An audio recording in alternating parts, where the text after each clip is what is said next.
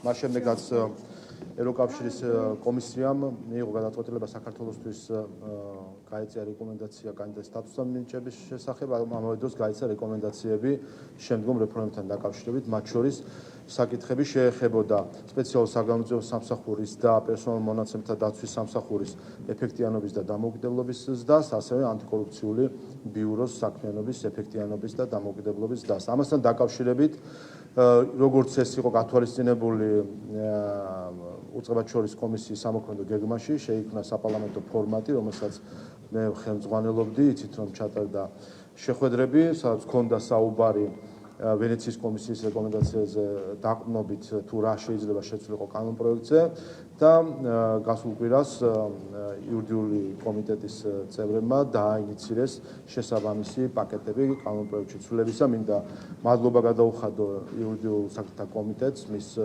ხელმძღვანელს ბატონ ანრი ოხანაშვილს, რომ ასე ეფექტიანად მოხდა კანონ პროექტების ინიცირება, რომელიც დღეს ბიუროზე გამოვა, შესაბამის კომიტეტებს გადაეცემათ და ჩვენ უკვე გადავალთ საკომიტეტო მოსმენებზე. მინდა საზოგადოებას გავაცნო ის სიახლეები, რომელიც გამომდინარე ვენეციის კომისიის დასკვნისა და გამომდინარე ჩვენი დისკუსიის ამ ფორმატში აისახა კანონ პროექტებში. კერძოდ, სპეციალურ საგამოძიებო სამსახურის და პერსონალურ მონაცემთა დაცვის სამსახურის შემთხვევაში. ორივე სამსახურს მიენიჭება უფლებამოსილება, რომ შეადგინონ და გამოაქვეყნონ სპეციალური ანგარიში იმ საკითხების თაობაზე, რაც მათი საქმიანობას უკავშირდება და მათ მნიშვნელოვნად მიაჩნიათ და ეს არ იქნება არამხოლოდ წლიური ანგარიშები, არამედ შეეძლებათ ნებისმიერ მომენტში ასეთი სპეციალური ანგარიშების გამოქვეყნება. მეორე, სახალხო დამცველს ენიჭება უფლებამოსილება საკონკურსო კომისიაში, რომელმაც უნდა ხელმძღვანელები შეარჩიოს ამ სამსახურების, მის მიერ დასანიშნი წევრი არასამთავრობო სექტორიდან კონკურსის გარეშე შეარჩიოს პირადად მან. გარდა ამისა, მესამე, იზრდება სპეციალურ საგამოძიებო სამსახურის უფროსის კანდიდატურის შესარჩევი კონკურსის ჩატარების ვადები, იმისთვის რომ უფრო მეტი დრო იყოს განჯისთვის. მეოთხე, იზრდება საკონკურსო კომისიის მიერ გადაწყვეტილების მიღების კვორუმი და დამსწრეთა უმრავლესობისგან სრული შემადგენლობის უმრავლესობამდე გაიზრდება. მეხუთე, იზრდება საქართველოს პარლამენტის მიერ ამ ორი სამსახურის უფროსისთვის იმუნიტეტის შეჩერების გადაწყვეტილების კვორუმი და დამსწრეთა უმრავლესობიდან გაიზრდება სრული შემადგენლობის უმრავლესობამდე. და მეექვსე, იზრდება სპეციალურ საგამოძიებო სამსახურის საგამოძიებო ქვემდებარეობა და მის ქვემდებარეობაში იქნებიან ასევე პროკურორებიც იმ დანაშაულებთან დაკავშირებით, რომელიც წარმოადგენს სპეციალურ საგამოძიებო სამსახურს, ანუ გაფართოვდება მისი ქვემდებარეობა პროკურორებზეც. რაც შეეხება ანტიკორუფციულ ბიუროს, ამაზეც იყო მსჯელობა სამუშაო ფორმატში და კანონ პროექტში აისახა შემდეგი ცვლილებები ანტიკორუფციულ ბიუროს დამოუკიდებლობის და ეფექტიანობის გასაზრდად. პირველი, ანტიკორუფციულ ბიუროს უფროსისთვის დგინდება იმუნიტეტი სისხლის სამართლებრივი დევნის, დაკავების და ჩხეკის მიმართ იმავე ხარისხის, რაც აქვს სპეციალურ საგამოძიებო სამსახურის და სპეციალურ მონაცემების დაცვის, პერსონალურ მონაცემების დაცვის სამსახურის უფროსებს და აქაც იმუნიტეტის შეჩერების გადაწყვეტილებას მიიღებს პარლამენტი. მეორე, ზუსტება და ვიწროვდება ანტიკორუფციული ბიუროს უფროსის უფლებამოსილების ვადამდე შეწყვეტის საფუძვლები. შეგახსენებთ, რომ ანტიკორუფციული ბიუროს ხელმძღვანელის გათავისუფლება შეიძლება მხოლოდ ძალიან შეზღუდული ობიექტურად, ასე ვთქვათ, შეფასებადი კრიტერიუმების დროს, რამდენიმე პუნქტია სულ, როგორც არის მაგალითად მოქალაქეობის დაკარგვა, გარდაცვალება, სისხლის სამართლებრივი დანაშაულში დამნაშავედ ცნობა და ასე შემდეგ. ანუ ის არ არის სუბიექტური გადაწყვეტილება, არამედ ობიექტური კრიტერიუმი და აქაც დისკუსიის შედეგად სამუშაო ფორმატში კიდევ უფრო დავაზუსტეთ და მათ შორის შევავიწროვეთ ეს შესაძლებლობები, რაც ყველანაირად გამორიცხავს თვითნებურად გათავისუფლებას ანტიკორუფციული ბიუროს ხელმძღვანელს. მესამე, ანტიკორუფციული ბიუროს ენიჭება უფლებამოსილება განახორციელოს ეგრეთ წოდებული სპეციალური ადმინისტრაციული წარმოება, რომელიც მოიცავს ისეთ ღონისძიებებს, როგორც არის პირის გამოკითხვა, პირის მაგისტრატის მოსამართლის წინაშე დაკითხვა, საჯარო დაწესებულებებისგან, ფიზიკური და იურიდიული პირებისგან, სხვა სუბიექტებისგან ინფორმაციის გამოთხოვა. ეს არის ახალი ფორმა ადმინისტრაციული წარმოების, რომელიც მისცემს შესაძლებლობას ანტიკორუფციულ ბიუროს, რომ უფრო ეფექტიანად იმუშაოს გარკვეულ შემთხვევებში. მეოთხე, ქონებრივი დეკლარაციებთან დაკავშირებით განისაზღვრა პერიოდი, როდესაც ანტიკორუფციულ ბიურო ხონებრივი დეკლარაციის წარდგენის შემდეგ თავად გააკეთებს პირველად შემოწმებას ერთი თვის განმავლობაში და ხარვეზებთან დაკავშირებით, თუ კი აღმოჩნდება რაიმე ხარვეზები, მიუთითებს დეკლარანტს და მისცემს დროს დეკლარაციის შესასწორებლად. ეს მისცემს საშუალებას როგორც დეკლარანტებს, ისევ ანტიკორუფციულ ბიუროს, რომ ტექნიკური ხარვეზები, რომელიც ძირითადად არის ხოლმე სტატისტიკის გაზდის საფუძველი, ეს ტექნიკური ხარვეზები, რაც შეიძლება აღმოფხვრილი იყოს, ამიტომ წინასწარი სკრინინგი იქნება ანტიკორუფციული ბიუროს მხრიდან, რაც თავისთავად ამავე დროს იმ შემთხვევაში თუ არ თანამშრომლობს დეკლარანტი, მისცემს შესაძლებლობას, რომ დაჯარიმდეს შესაბამისი დეკლარანტი. შესაბამისად, ჩვენ ფაქტობრივად მონიტორინგს ვაფართოებთ წინასწარი მონიტორინგის ფარგლებითაც და ამითი უკვე თითქმის ყველა დეკლარაცია მოექცევა ანტიკორუფციულ ბიუროს ზოგადი გადამოწმების ქვეშ. მეხუთე, ანტიკორუფციულ ბიუროს ენიჭება უფლებამოსილება მამხილებლის სტატუსის მინიჭებისა, მამხილებელი პირის მიმართ და ასევე სამართლებრივი და ფსიქოლოგიური დახმარების გაწევისა. გარდა ამისა, იურიდიული დახმარების სამსახურთან დაკავშირებითაც გვაქვს პაკეტში ცვლილება, სადაც იურიდიული დახმარების სამსახური გაუწევს სამართლებრივ კონსულტაციას მამხილებლებს. და ბოლოს ზუსტება, რომ ანტიკორუფციულ ბიუროს საქმიანობა ასევე ექცევა პერსონალურ მონაცემებზე დაცვის შესახებ. კანონის ქვეშ ეს იმისთვის, რომ დაცული იყოს პერსონალური მონაცემები ამ პროცესში.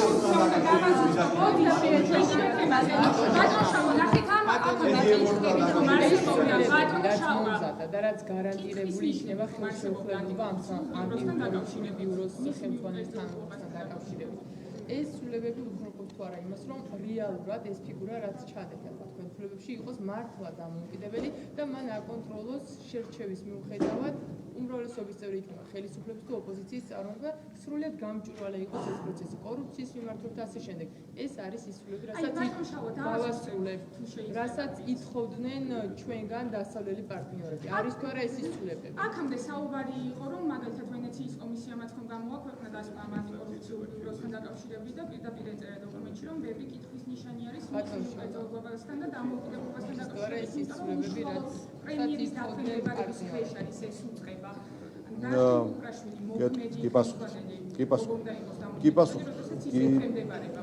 კი პასუხობთ. უპირველეს ყოვლისა, დიახ, სწორედ ეს არის იმ მსჯელობის შედეგი, რომელიც ჩვენ გვქონდა სამუშაო ფორმატში და ეს ინსტრუმენტები, რომელიც ჩვენ შემოგვაქვს, უზრუნველყოფს, რომ როგორც დამოუკიდებლობა, ისე ეფექტიანობა ამ სამსახურის იყოს უზრუნველყოფილი. კერძოდ, ჩვენ შემოგვაქვს სისხლის სამართლებრივი პასუხისმგებლობის მიმართ იმუნიტეტი, რომელიც მოხსნათ შეიძლება მხოლოდ პარლამენტს. მეორე, კიდევ უფრო დაზუსტა გათავისუფლების საფუძვლები და ყველას მოგიწოდოთ ნახოთ კანონში ანტიკორუფციული ბიუროს ხელმძღვანელის გათავისუფლება, ასე ვთქვათ, ხელაღებით არავის არ შეუძლია, არის აბსოლუტურად ობიექტური კრიტერიუმები, გაზომვადი კრიტერიუმები, როგორც თქვი, მაგალითად მოქალაქეობის დაკარგვა, გარდაცვალება და ასე შემდეგ, სადაც ეჭვგარეშეა, რომ რა თქმა უნდა ამ შემთხვევაში უფლებამოსილება უნდა შეწყდეს. ამიტომ ესეც მისი დამოუკიდებლობის კიდევ ერთი გარანტია არის, ასევე რაც შეეხება ეფექტიანობას, შემოდის სპეციალური ადმინისტრაციული წარმოების ინსტრუმენტი, რომელიც მისცემს შესაძლებლობას ანტიკორუფციულ ბიუროს, რომ ამ მხრივ უფრო ეფექტიანი იყოს მისი გამოკვლევა. რაც შეეხება დამოუკიდებლობასთან დაკავშირებით ვითომდა კითხვებს და დაქვემდებარება. პირველ რიგში ეს არის ტყუილი, რომ ანტიკორუფციული ბიურო და ხელმძღვანელი ექვემდებარება პრემიერ-მინისტრს. კიდევ ერთხელ ეს გახლავთ ორგანიზაცია და თქვენ ალბათ ამას ამბობთ, იმიტომ რომ მისი შერჩევის დროს კომისიის გადაწყვეტილების შემდეგ დამტკიცება თანამდებობა ხდება პრემიერ-მინისტრის მიერ, თუმცა შეგახსენებთ, რომ კომისია არჩევს კანდიდატურას, კომისიაში შედის მათ შორის სახალხო დამცველის წარმომადგენელი და სახალხო დამცველის მიერ წარდგენილი არასამთავრობო ორგანიზაციების წარმომადგენელი.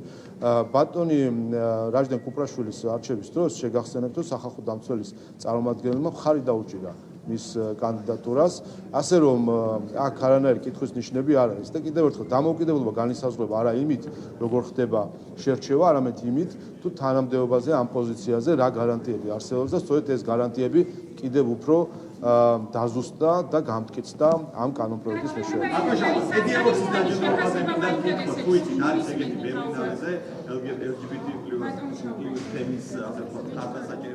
ფილმების განსაკუთრებული კონკურსი, რომელიც მოქმედალიანებს საჯილდოებს, როგორც ჩვენ ცნობილია, ლეონ აკიმის ფილმმა გაიმარჯვა ამ კონკურსში წელს, რომელიც იყო დაფინანსებული ხაზარაძის ალტერნატიული დელეგაციის და იყო წარდგენილი ბერლინის კინობაზრობა.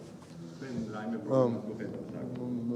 ვერ გეტყვით, არ ვიცი, მაგრამ მე ზოგადად რა თქმა უნდა პრობლემურად მიმაჩნია ის, რომ პოლიტიკური პარტია ერევა იმაში თუ როგორ უნდა იქნეს წარმოჩენილი ქართული ხელოვნება საზღვარგარეთ. თავად ეს პირდაპირ ძირის გამოთხრა ქართული კულტურისთვის, როდესაც რაღაც ორი სტენდით უნდა ყოფილიყო წარმოდგენილი, ფიქრობ ეს არის არაპატრიოტული ქცევა, არ ეკადრება ქართულ კულტურას და აქ ჩანს კიდევ ერთხელ, რომ პოლიტიკა სამწუხაროდ ეწირება ხოლმე ჩვენი კულტურის ინტერესები. ასეთი რამ არ ვიცი მე ადრე თუ მომხდარა, ასეთ რამეს არასდროს არ იკადრებდა, რა თქმა უნდა, არ იკადრებდნენ საქართველოში, სამწუხაროდ ნახეთ ის, რომ სახელმწიფოს წარმომადგენლობასთან ერთად რადიკალური პოლიტიკური პარტია ლელოს ინიციირებით მოხდა რაღაც ალტერნატიული სტენდების წარმოდგენა. არ არის ეს არ ეკადრება ქართულ კულტურას და ძალიან მწუხარ რომ ასეთი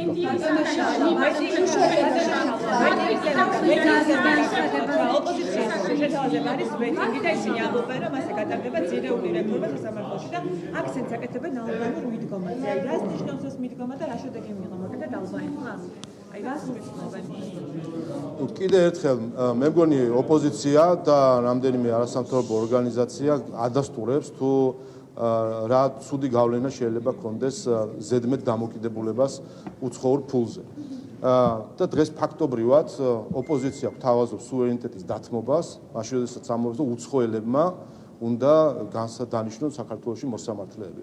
ეს კიდევ ერთხელ ეწინააღმდეგება ყველანაირ სულისკვეთებას, ჩვენ 30 წლიან დამოუკიდებლობის ისტორიას, ჩვენს ისტორიულ მისწრაფებებს სუვერენიტეტისთვის, დამოუკიდებლობისთვის. ეს ნიშნავს, რომ მათთვის სახელმწიფო საქართველო არ არსებობს.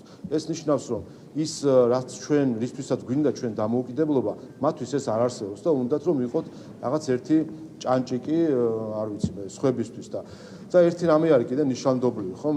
არასამთავრობო ორგანიზაციებიც ვინაიდან ძალიან აქტიურობენ იმაში, რომ უცხოელები იყვნენ ჩართული მოსამართლეების დანიშვნაში.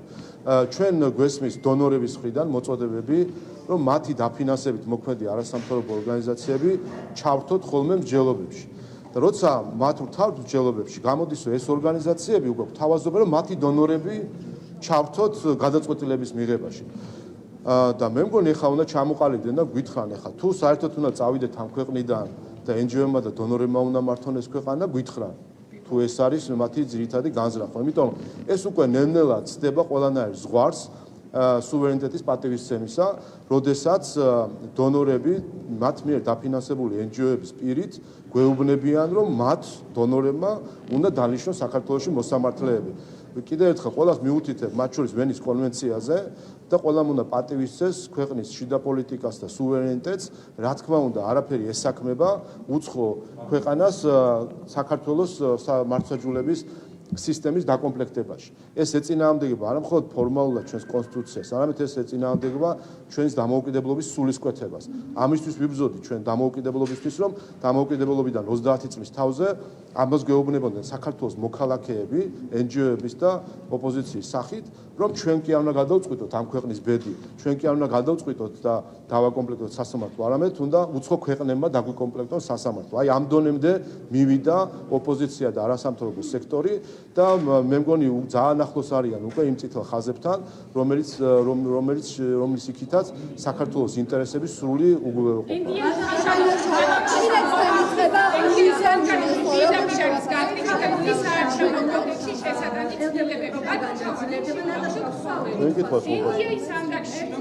თქვენ კითხვას უპასუხეთ, ვისაც არ უპასუხეთ, ჯერ იმას ყველას გიპასუხეთ.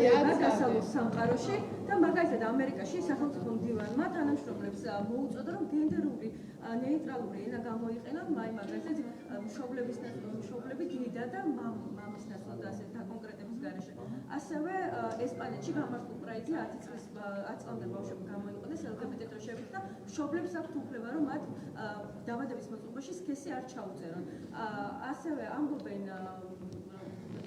თავარი ამბავი იქ რაც ხდება მათი მხრიდან საფრთხეს მიაჩნია რომ ამის გაფართოება მოხდება სხვა ქვეყნებში მათ შორის საქართველოში და იყო მცდელობა როდესაც რუსთავის გამზირზე მოითხოვს უკვე ოფიციალურად გეების პარადი საფრთხეა ამბობს რომ ეს არის საშიშის ტენდენცია იყო ერთი ნაწილი ამერიკასთან ეკონომიკური თანამშრომლობა და ვაჭრობა რატომ არ ხმავდება პარტნიორი ქვეყნის მხრიდან ამდენი ხანი თავისთავად ეს ყველა ქვეყნის გადასაწყვეტია საკუთარი ენობრივი წესები, როგორ იქნება, რა ფორმით უნდა მიმართონ და ასე ვთქვათ, რა წესები მოქმედებს, ეს არ არის ჩვენი საქმე, ყველა ქვეყნის გადასაწყვეტი არის, თუმცა თავისთავად, როდესაც ჩვენ ასეთ ტენდენციებზე ვსაუბრობთ, გამოცდილება გვაჩვენებს, რომ ბევრი დრო არ სჭირდება ხოლმე, რომ ასეთი მიდგომების პროპაგანდა იწყება შემდეგ უკვე საქართველოში სხვადასხვა ორგანიზაციების თუ დაფინანსების გამოყენებით. ამიტომ თავისთავად მოსალოდნელი არის, რომ საქართველოშიც ცოტა ხანში გამოჩნდებიან აქტივისტები, რომლებიც გვეტყვიან, რომ ქართლის დედას აღარ უნდა ერქვას ქართლის დედას და დედაენას დედაენა და დედამიწას დედამიწა. ჩვენ ეს თავის დროზე, როდესაც თითოეულა ასეთი ხმები გვესმოდა საზღვარგარეთ, ეს რა თქმა უნდა ირონიას იწვევდა ხოლმე, თუმცა ხედავთ, რომ დღეს იმდენად სერიოზული არის ეს საკითხი, რომ დიდი ბრიტანეთის პრემიერ-მინისტრს კი მოუწია ხაზგასმა, რომ ქალი ქალია და კაცი კაცია. ეს ირონია და ხუმრობა გვეგონა თავის დროზე, დღეს ეს უკვე სამწუხარო ასეთი ტენდენციები არის, ამიტომ რა თქმა უნდა მნიშვნელოვანი არის, რომ ჩვენ ჩამოვყალიბდეთ ამასთან დაკავშირებით და არ დაუშვათ, რა თქმა უნდა ის, რომ ჩვენ ენობრივ წესებში მოხდეს ჩარევა თავსმოხვეული ვითომ და ღირებულებების დროშით. აი, აქ მორჩები და გადი. აი, ჩინეთ და ბერეთ.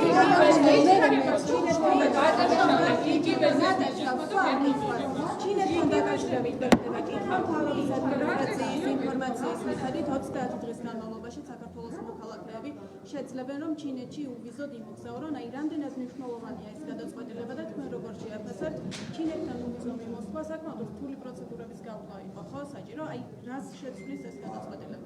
მივესალმებით, რა თქმა უნდა, ბევრი არ არის ის ქვეყანა, სადაც რომელსაც უვიზო მიმოსვლა აქვს ჩინეთთან და ის რომ ჩინეთის სახალხო რესპუბლიკა მიიღო ეს გადაწყვეტილება საქართველოსთან დაკავშირებით, ხაზს უსვავს მათ დამოკიდებულებას ქართველი ხალხის მიმართ და საქართველოს მიმართ და ჩვენი სტრატეგიული პარტნიორობის მიმართ, რომელიც დოკუმენტურად ჯერ კიდევ ახალგაზრდა არის ამ მხრივ, თუმცა უკვე ბევრი ასეთი შედეგი გამოიღო და მივესალმები, ეს ჩვენი მოქალაქეებისთვის არის, რა თქმა უნდა, უპირველეს ყოვლისა ძალიან მნიშვნელოვანი, ზოგადად საქართველოს პასპორტის სიძლიერე იცით, რომ წლიდან წლამდე იმატებს, ამიტომ ყველა ქვეყანას, განსაკუთრებით ჩვენ სტრატეგიულ პარტნიორებს, ყველას მოუწოდებ, რომ შემოიღონ უვიზო რეჟიმი საქართველოსთვის, სულ 3,5 მილიონი ცხოვრობს საქართველოში, არ მგონია მოცულობით ისეთი დიდი ვიყოთ, რომ რომელიმე ქვეყანას გქონდეს ჩვენს მიმართ რაიმე კითხვის ნიშნები და შიშები, რომ მოხდება რაღაც ჭარბად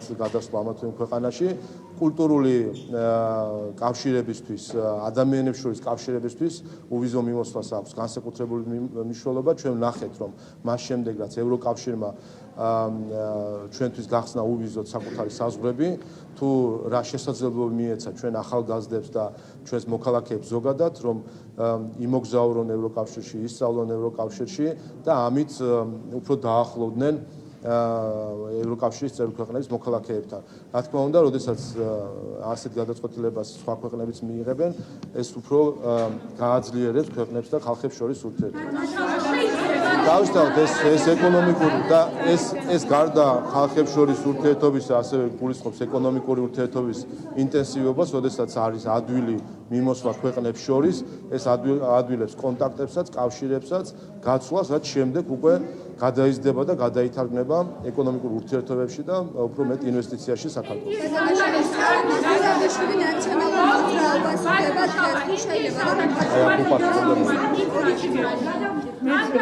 პირდაპირ არის საუბარი, გაეცნობოდით ალბათ გუშინ გამოქვეყნდა ინდიის ანგარიში, სადაც საოცრად არის დაკრიტიკებული საარჩევნო კოდექსში ესეთი ცვლილებები და პირდაპირ წერია, რასაც ოპონენტები ამბობდნენ აქამდე, რომ ვენეციის კომისიის დასკვნის სულისკვეთებას ეწინააღმდეგება ეს ცვლილებები და ბარიერის გარდა საუბარია იმაზე, რომ პრეზიდენტ ჩამოერთვა მოსილება, რომ პარლამენტის დამხმარე აქტივისტები თქვენ დაასახელებთ კანდიდატებს, ასევე უარყოფითად არის შეფასებული ის ფაქტი, რომ ოპოზიციის კვოტით ამ შემარეს ვეღარ ეყოლება ცესკოში მოადგილე. ერთი ეს ნაწილი არის და მეორე დისკრედიტაციის მცდელობა პოლიტიკოსების მხრიდან საერთაშორისო ორგანიზაციების, არა მარტო ქართული ორგანიზაციების ეწინააღმდეგება ღია საარჩევნო გარემოს შექმნის გაცხადებულ მიზანს თხოვდა ეს დისკრედიტაციები და გაშოვის მცდელობები უნდა დასრულდეს. ხო, რაც შეეხება CSKO-ს დაკომპლექტების წესს, აქ თავად ამ დასკვნაში ვფიქრობ, რომ შეცდომაში შემყვანი მოსაზრება არის გამოთქმული ოპოზიციურ მოადგილესთან დაკავშირებით, თითქოს ამ პოზიციის გაუქმება შეამცირებს თანამონაწილეობრივ გადაწყვეტილების მიღებას, რაც უბრალოდ ფაქტობრივი შეცდომა არის ამ დასკვნაში. არანაირი რაიმე დამატებითი უფლებამოსილება ოპოზიციურ მოადგილეს გადაწყვეტილების მიღებაში მონაწილეობის არ აქვს. ნული. მას აქვს ისეთივე ერთი ხმა, როგორც მის სხვა კოლეგა ოპოზიციურ წარმომადგენლებს CSKO-ში და აი ეს ერთი ხმა, როგორც აქამდე ქონდა, ისე ექნება ერთი ხმა კოლეგიალური გადაწყვეტილების მიღების. ანუ არაფერი არ იცვლება ამ კონკრეტულად ამ მოადგილისთვის მის ცხოვრებაში საერთოდ არაფერი არ შეიცვლება. გულისხმობ ბატონ სიორიძეს, როგორი წევრიც ის იყოს, ზუსტად ისე იქნება, ზუსტად იმავე უფლებამოსილებას. საერთოდ მის ცხოვრებაში არაფერი არ შეიცვლება, ისევე გათენდება, ისევე დაღამდება მის ცხოვრებაში. ასევე არაფერი არ შეიცვლება CSKO-თვის გადაწყვეტილების მიღების დროს. ამიტომ ეს შეფასება, რომ თითქოს ეს რაღაც ინკლუზიურობას ან ნდობას ამცირებდეს, ეს არის შეცდომაში შემყვანი ფაქტობრივად უზუსტო შეფასება. რაც შეეხება ვერა მაგრამ ეს მის ცხოვრებას არ გააუარესებს არანაირად და მის საქმიანობას CSKO-ში ამის თქმა მინდა. მას მხოლოდ ქვია მოადგილე, თორემ რაიმე დამატებითი უფლებამოსილება მას არ გააჩნია. მას აქვს ისეთივე უფლებამოსილება, როგორც სხვა წევრებს CSKO-ში, ამიტომ მას უბრალოდ ეს ტიტული, რა თქმა უნდა, აღარ ექნება, შეიძლება საბიუჯეტო ბარათზე ვერ დაიტანოს, რომ არის CSKO-ს თავმჯდომარის მოადგილე, თუმცა მის უფლებამოსილებაში არაფერი არ იცვლება. კიდევ ერთხელ, არ ვიცი მე არ ვიცი რა მინ შეიყვანა რა შეიყვანა, მაგრამ პირველი ეს არის ფაქტობრივი უზუსტობა, ეს არის ფაქტობრივი უზუსტება, არანაირი ლოგიკური არანაირი დამოუკიდებლობასთან კავშირი არ აქვს, არანაირი ლოგიკური ახსნა არ აქვს, იმიტომ რომ 19 აპრილის შეთანხმების წინა პერიოდში ეს მედიატორმა მაშინ დადო ფურცელზე დაწერილი. ეს არ ყოფილა იდეა, რომელიც წარმოიშვა ოპოზიციას და ხელისუფლებას შორის დიალოგის ფორმატში. ეს არ ყოფილა ჩვენი იდეა, ეს იდეა დაიდო ასე და რა თქმა უნდა, მაშინ იყო ესეთი მდგომარეობა, რომ ფაქტობრივად ძირს უთხრიდნენ დემოკრატიულ ინსტიტუტს და მნიშვნელოვანი იყო ოპოზიცია შემოსულიყო. და მეორე, შეცდომაში შემყვანი არის ასევე მითითება ვენეციის კომისიაზე, NDI-ის დასკვნაში, რომ თითქოს ვენეციის კომისიის დასკვნა რაღაცებს უთითებს კიდევ ერთხელ. და ამაზე ძალიან მწუხვარო, ძალიან манипуляციური მსჯელობა მიდის ვენეციის კომისიის დასკვნა და სამწუხაროდ ხელს უწყობენ ამას ხანდახან სხვადასხვა არასამთავრობო ორგანიზაციები, მათ შორის ვენეციის კომისიას და EUTOD-ის, ეს არის ერთობლივი დასკვნა, არც ერთი აზრი საკუთარი იქ არ აქვს წარმოქმნილი მის დასკვნაში. მთელი დასკვნა ამბობს ერთ რამეს, რომ ზოგადად გადაწყვეტილებების საარჩევნო კოდექსში ან საარჩევნო პროცესთან დაკავშირებით გადაწყვეტილების მიღებას, რაც უფრო დიდი კონსენსუსია, ბევრი პარტია თანხმდება, მით უფრო კარგი. და აგერ 19 აპრილის 2021 წლის შეთანხმებულ ხართ და რახან შეთანხმებულები ხართ, ბარემ ამ შეთანხმებულით იმოქმედეთო. ეს არის ერთადერთი დასკვნა ვენეციის კომისიას. ის არ ასახელებს არც ერთ ქვეყანას, სადაც ასეთი გამოცდილება, ის არ ასახელებს არც ერთ სამართლებრივ საფუძველს, რომლის გამოც ასეთი წესი იქნებოდა მნიშვნელოვანი. საერთოდ არაფერს არ ამბობს საკუთარ სამართლებრივ მოსაზრებას, ამბობს, რომ რახან შეთანხმდით, მიყევით შეთანხმება. მთელი არსიც ამაში არის და აქ არის უკვე ვენეციის კომისიის ფაქტობრივი შეცდომა, რომ არანაირი 19 აპრილის შეთანხმება აღარ არსებობს. და მითითება ანულირებულ შეთანხმებაზე, რომელსაც არ აღიარებს არც უმრავლესობა და არც ოპოზიცია სხვათა შორის. ოპოზიცია არც ერთი პუნქტი ამ 19 აპრილის შეთანხმების არ დაუცია. შეგახსენებთ, რომ ვინც ხელი მოაწერა 2022 წელს საარჩევნო კოდექსს ცვლილებებს მხარი არ დაუჭირა, ლელომ მაგალითად და შემდეგ ანულირებულს ხელი მოაწერა ნაციონალურმა მოძრაობამ აგვისტოში, ორ კვირაში ბოიკოტი გამოუცხადეს პარლამენტს და ასევე დაარღვეს შეთანხმება. ამიტომ ის შეთანხმება არ არსებობს და სამწუხარო არის ის, რომ ვენეციის კომისიას ეს ალბათ ვენეციის კომისიის მხრიდან სამწუხარო ხარვეზია, რომ მიუთითა არ არსებობს შეთანხმებაზე და მთელი თავისი დასკვნა ვენეციის კომისიამ ააწყო ამაზე, რამაც გამოიწვია ის, რომ დღეს ახლა უკვე ბრმად მიდის მითითება ვენეციის კომისიის დასკვნაზე. ეს არის ის მანკიერი წრე, რომელიც სამწუხაროდ ვენეციის კომისიის დასკვნის გამო ამ დოკუმენტის გამო შეიქმნა მანკიერი წრე, სადაც ვენეციის კომისია მიუთითეს 19 აპრილის ინიციატორებზე, ამ შემთხვევაში თქვათ ევროკავშირზე, ევროკავშირი მიუთითებს ვენეციის კომისიაზე, შემდეგ ენტია მიუთითებს ვენეციის კომისიაზე და როდესაც ჩავდივარ და ვკითხულ, კი მაგრამ ვისი იდეა იყო საერთოდ ეს ოპოზიციური მოადგილე და რა არგუმენტი აქვს ამ იდეის ავტორს ვერ ვპოულობ. ვინც აგვიხსნის რატომ ჩვენ ვსვამთ ერთადერთ კითხვას, რა მიზანი აქვს ამ ყველაფერს, ამ მიზანს ვერავინ ვერ გვიხსნის საერთოდ, ვერც ენდიარი, ვერც ვენეციის კომისია და ვერც ევროკავშირი. მადაშალა პრეზიდენტზეც უნდა კითხოთ. მადაშალა პრეზიდენტზე ვიფასიქეთ რა. აუ დავით